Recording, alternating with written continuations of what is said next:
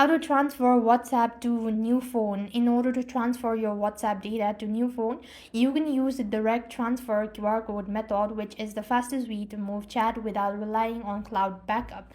So what here you need to do is, first thing, launch open the WhatsApp onto your device. There you want to make sure to tap on the settings from the top right, and you will be able to find the section where it says uh, chats. There you could find transfer chats. There you want to make sure to go ahead and tap on it. You simply want to make sure to tap on start, and you just have to make sure to go ahead and on your new phone install WhatsApp, open it, agree the terms and verify the same phone number when prompted to transfer chat history from old phone.